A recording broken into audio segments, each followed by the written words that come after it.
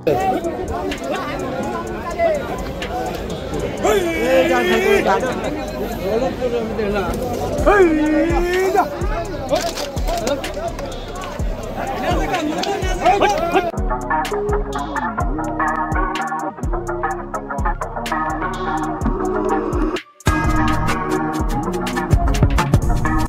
আলাইকুম ভিউয়ার্স, আমি ভালো আছি, সুস্থ আছি। আপনারা কেমন আছেন?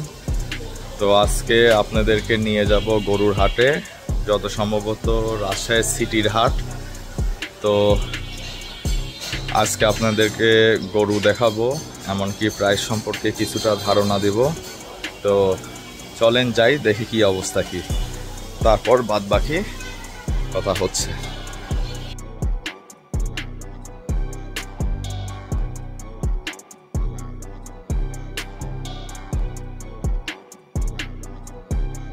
আমরা চলে আসলাম বন্ধ গেট পার হয়ে।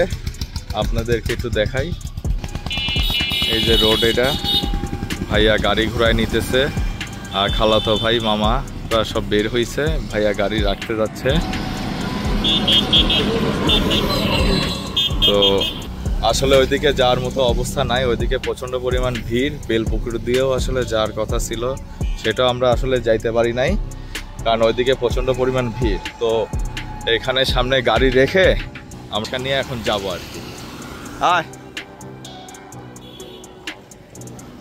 চলেন যাই, এরকে যেতে যেতে অনেক কিছু দেখাবো আর ইয়ে করবো। আর এখানে প্রচণ্ড সব গাড়িটাই রাখা, আর আজকে প্রচণ্ড গরম, প্রচণ্ড গরম।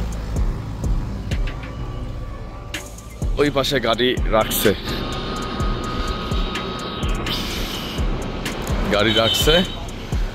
তো চলেন ভিতরে হাটের ওইখানে যা কথা হবে। আর আরেকটা জিনিস দেখায়, যেগুলা গরু টরু নিয়ে এসে দেখেন চারদিকে আপনার ওই যে সামনে টলি মলি সব কিছু রাখা, টলি টলি হাবি জাবি সব কিছু রাখা।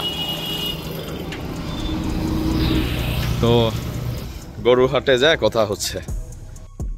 আমরা যখন গরুর হাটের দিক যাইতে থাকি, তখন আস্তে আস্তে দেখতে থাকি অনেক লোক এই ভাইয়ের মতো এইভাবে গরু কিনে নিয়ে এসে এইভাবে বসে আছে, অনেকে গরু কিনে সাইড দিয়ে নিয়ে যাচ্ছে। সেই আনন্দে আমরা গরুর হাটের দিক আস্তে আস্তে ঢুকতে থাকি, কিন্তু সেই আনন্দটা আসলে দীর্ঘস্থায়ী হয় না। তারপর ভাইয়া ভিতরে ঢুকে আসলে একটা একটা করে গরুর দাম দর করে, কিন্তু পিছন থেকে যেভাবে গরু ঢুকতেছে আর বার হইতেছে, আপনি একটা করে হলেও গরুর ঢিস খাবেন অবশ্যই। কিছু কিছু গরু আসলে দাঁড়ায় থাকার কারণে আর অতিরিক্ত গরমে এইভাবে শুয়ে পড়তেছে, সেই গরুকে আসলে উঠানোটাও তাদের পক্ষে একটু দুষ্কর হয়ে যাচ্ছে। তারপর আমরা আস্তে আস্তে ভিতরের দিকে যাচ্ছি। সাইডেও কিছু কিছু আসলে হচ্ছে ছাউনি করে অনেক গরু রাখছে, তো ওইখানে দেখি ভিড় কম, তখন আমরা ওই দিকে আসলে গেলাম। তো ওই দিক থেকে আসলে গরু ভাইয়া দামাদামি করে হচ্ছে কিনবে, কারণ ওইখানে লোক সংখ্যা আসলে কম। আর হাটে তো আসলে দালালের অভাব নাই, একটা গরুর পিছনে 2-3টা করে দালাল। আপনি যখন একটা গরু দামাদামি করতে যাবেন, তখন দেখবে যে 3-4 জন লোক এসে আপনার আশেপাশে ঘুরপাক খাচ্ছে, বিভিন্ন জন কথা বলতেছে। তারপরেও সেখানে ভাইয়ার একটা গরু পছন্দ হয়, তো আমরা সেই দিকে আস্তে আস্তে এগোতে থাকলাম। তো যেতে যেতে অনেক গরুও দেখতে পাইলাম আশেপাশে, আর এটা ভিতরে হওয়ার কারণে এখানে লোকজন কম। পরে আমরা সামনের দিক আস্তে আস্তে এগোতে থাকতে দেখি আরেকটা গরু এইভাবে চলে আসলো, এখানে বাঁধবে।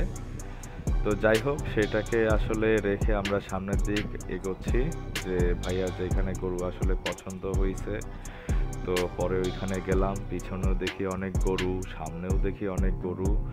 তো আসলে ওইখানে ভিতরে যাওয়ার কোনো উপায় নাই, তাই ভাইয়া মামারা সব ওইখানে গিয়ে আসলে গরুর সঙ্গে দামাদামি করতেছিল। আমি দূর থেকে আসলে জুম করে ভিডিও করতেছিলাম সেইখানকার।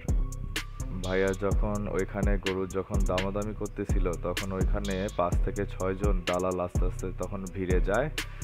তো সেইখানে গরুটার হয় না, তো আমরা চিন্তা ভাবনা করতেছি, তো সেখান থেকে বের হয়ে আরো ভিতরের দিক যাব আর কি। আমরা তখন আস্তে আস্তে ভিতরের দিকে যাইতে আসলে মাটির যে অবস্থা, মানে একটু পা দিলেই আসলে দেখা যাচ্ছে যে ভিতর দিক গেড়ে যাচ্ছে, আর মাটি এক কথায় আসলে ভিজা। আমাদের পায়ের অবস্থা দেখলে আসলে বুঝতে পারবেন যে আমরা কোথায় কিভাবে কি হাঁটাহাঁটি করছি। মা তো আসলে স্যান্ডেল ফেলায় দিয়েছে, ভাইয়াও স্যান্ডেল ফেলায় দিয়েছে, এরকম একটা অবস্থা। পরে আসলে ওইখানে আমাদের গরু হয় না, কারণ দালাল প্রচুর। তবে এইটুকু আপনাদেরকে আমি প্রায় সম্পর্কে বলতে পারি, আগের বারে থেকে এবার গরুর দামগুলো অনেক কম ছিল। তো যাই হোক, ওইখান থেকে বের হয়ে আসার পর তখন আমরা একটা ওই যে এখানে গাড়ি রাখছিলাম, তো তার পাশেই দেখি আসলে কল ছিল, তো ওইখানে গেলাম, আমরা সব পাটা ধোয়া টোয়া করলাম, করে টরে নিয়ে তারপরে ওইখান থেকে বাসায় চলে আসি। তো আজকের ভিডিও এই পর্যন্তই। আমাদের জন্য দোয়া করবেন। আল্লাহ হাফেজ।